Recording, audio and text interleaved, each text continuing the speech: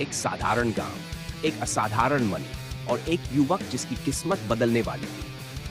अगर आप समझते हैं कि खजाने सिर्फ कहानियों में होते हैं, तो इस कहानी को सुनना जरूरी है। क्या आपने कभी सुना है एक ऐसी मणि जो सूरज की पहली किरण से बनी हो? जब हिमालय की वादियां गूंजने लगी एक युवा के साहस से, तब जन्मी सूर्यमणि की खोज की कहानी। खतरों से भरी एक यात्रा, एक दैत्य की रक्षा में छिपा खजाना, क्या आर्यन उसे पा सका? जंगलों की गूंज, किलों के रहस्य और एक मणि जिसने पूरे गांव की तकदीर बदल दी। यह सिर्फ एक खोज नहीं, यह है विश्वास, वीरता और विरासत की कहानी। जब बुजुर्गों की कहानियां नक्शा बन जाए, तो मंजिल क्या वाकई दूर रह जाती है। हिमालय की गोद में बसा रामपुर नाम का एक छोटा सा गांव था। वहां के लोग मेहनती और सीधे साधे थे, अपनी रोजमर्रा की जिंदगी में खुश। मगर उसी गांव में रहता था आर्यन, एक 20 वर्षीय नवयुवक जिसकी आंखों में दूर देशों के सपने और दिल में रोमांच की प्यास थी। उसे गांव की शांत जिंदगी से ज्यादा पहाड़ों की ऊंची चोटियां और घने जंगलों के रहस्य आकर्षित करते थे। बचपन से ही आर्यन अपने दादाजी से प्राचीन किलों, छुपे हुए खजानों और वीर योद्धाओं की कहानियां सुनता आया था। इनमें सबसे प्रसिद्ध कहानी थी सूर्यमणि की, एक पौराणिक मणि जिसके बारे में कहा जाता था कि वह सूर्य की पहली किरण से बनी थी और उसमें असीम ऊर्जा समाहित थी। किंवदंतियों के अनुसार सदियों पहले किसी पराक्रमी राजा ने उसे शत्रुओं से बचाने के लिए काल भैरव नाम के एक दुर्ग किले में छिपा दिया था, जो अब कहीं गुम हो चुका था। कई लोगों ने उसे खोजने की कोशिश की, पर सब नाकाम रहे। एक दिन गांव के सबसे बुजुर्ग व्यक्ति जानचंद काका ने आर्यन को अपने पास बुलाया। उन्होंने आर्यन की आंखों में वही पुरानी चमक देखी जो कभी उनके खुद के युवा दिनों में हुआ करती थी। बेटा आर्यन, उन्होंने धीमी आवाज में कहा, तुम्हारी रगों में साहस दौड़ता है। मैं तुम्हें एक राज बताता हूं। जानचंद काका ने उसे एक पुराना जीर्ण शीर्ण नक्शा दिया जिस पर कुछ अस्पष्ट संकेत बने हुए थे। यह मेरे परदादा को उनके खोजी मित्र से मिला था।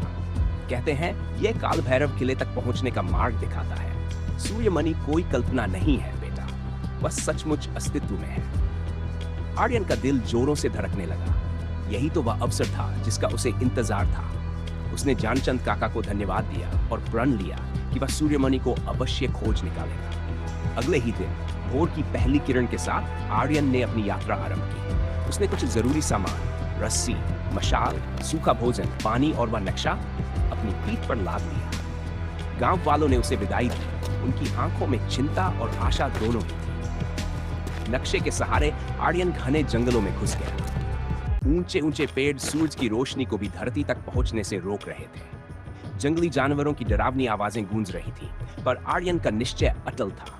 कई दिनों तक वह चलता रहा, कभी ऊंची चट्टानों पर चढ़ता तो कभी उफनती नदियों को पार करता। रास्ते में उसे अनेक कठिनाइयों का सामना करना पड़ा।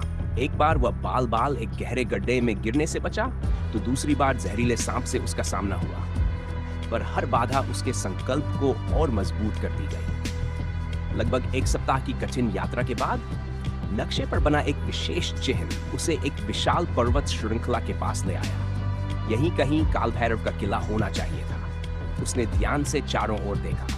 एक जगह घनी झाड़ियों के पीछे उसे पत्थरों की बनी एक पुरानी दीवार का कोना दिखाई दिया। उसका दिल उत्साह से भर गया। झाड़ियों हटाकर जब उसने देखा तो पाया कि वह एक प्राचीन टूटे फूटे किले का मुख्य द्वार था, जो लगभग पूरी तरह से प्रकृति की गोद में समा चुका था। द्वार पर एक विशालकाय सर्प की आकृति बनी हुई थी, जिसकी आंखें मानो उसे घूर रही हों। सांस रोककर आर्यन ने भारी पत्थर के द्वार को धकेलने की कोशिश की। कई प्रयासों के बाद कंकड़ पत्थरों के चरमराने की आवाज के साथ द्वार थोड़ा सा खुला। अंदर घना अंधेरा था और सीलन भरी हवा आ रही थी। आर्यन ने अपनी मशाल जलाई और सावधानी से किले में प्रवेश किया। किला अंदर से एक भूल भुलैया जैसा था। संकरे गलियारे, टूटी फूटी सीढ़ियां और जगह जगह मकड़ी के जाले। दीवारों पर प्राचीन चित्र और संकेत बने हुए थे, जिन्हें समझना मुश्किल था।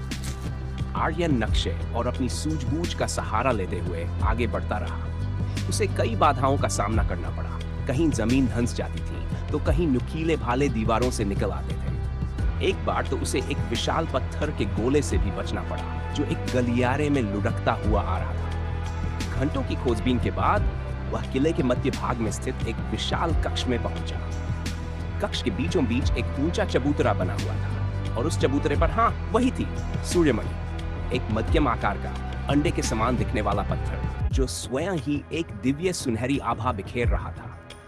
उसकी चमक इतनी तेज थी कि मशाल की रोशनी भी फीकी पड़ गई। आर्यन मंत्रमुग्ध सा उसे देखता रहा।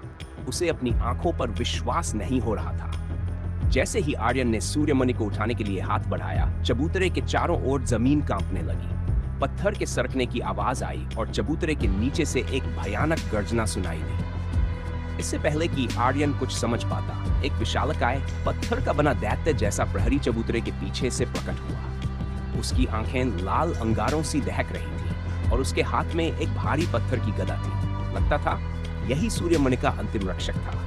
आर्यन जानता था कि बल में वह उस दैत्य का मुकाबला नहीं कर सकता। उसे अपनी बुद्धि का प्रयोग करना होगा। दैत्य ने अपनी गदा घुमाई और आर्यन पर प्रहार किया। आर्यन फुर्ती से एक ओर कूद गया। उसने देखा कि कक्ष की छत कई जगहों से कमजोर हो ही थी और बड़े बड़े पत्थर लटक रहे थे। उसके वह दैत्य को उकसाते हुए कक्ष के एक ऐसे हिस्से की ओर भागा जहां सबसे ज्यादा कमजोर थी। दैत्य क्रोध में अंधा होकर उसके पीछे दौड़ा और अपनी गदा से जोरदार प्रहार किया। आर्यन तो बच निकला, लेकिन गदा का प्रहार सीधे छत के एक कमजोर हिस्से पर हुआ। पत्थरों की वर्षा होने लगी और कुछ बड़े पर सीधे दैत्य के ऊपर गिरे। दैत्य एक भयानक चीख के साथ वहीं ढेर हो गया। रास्ता साफ हो चुका था। आर्यन तेजी से चबूतरे पर चढ़ा और कांपते हाथों से सूर्यमणि को उठा लिया। मणि हाथ में आते ही उसे एक अद्भुत ऊर्जा का अनुभव हुआ। उसका सारा शरीर स्फूर्ति और प्रकाश से भर गया। सूर्यमणि को सावधानी से अपने झोले में रखकर आर्यन किले से बाहर निकलने के रास्ते की ओर बढ़ा। अब उसे रास्ता खोजने में ज्यादा कठिनाई नहीं हुई, मानो मणि स्वयं उसका मार्गदर्शन कर रही हो। कुछ दिनों बाद जब आर्यन सूर्यमणि लेकर अपने गांव रामपुर पहुंचा, तो गांव वालों की खुशी का ठिकाना न रहा। ढोल नगाड़े बजने लगे, गीत गाए जाने लगे। जानचंद काका की आंखों में आंसू थे, गर्व के आंसू। आर्यन अब केवल एक साधारण युवक नहीं था, वह एक नायक बन चुका था। सूर्यमणि को गांव के मंदिर में स्थापित किया गया। कहते हैं उस मणि के प्रभाव से गांव में अद्भुत समृद्धि आई। फसलें पहले से कहीं अधिक लहलहाने लगी, बीमारियां दूर हो गई और गांव जान और प्रकाश से भर गया। आर्यन ने साबित कर दिया था कि साहस, दृढ़ संकल्प और थोड़ी सी सूझबूझ हो तो कोई भी लक्ष्य असंभव नहीं होता। उसकी यह रोमांचक गाथा पीढ़ी दर पीढ़ी सुनाई जाने लगी और हिमालय की वादियां आज भी उसके अदम्य साहस की कहानी कहती हैं।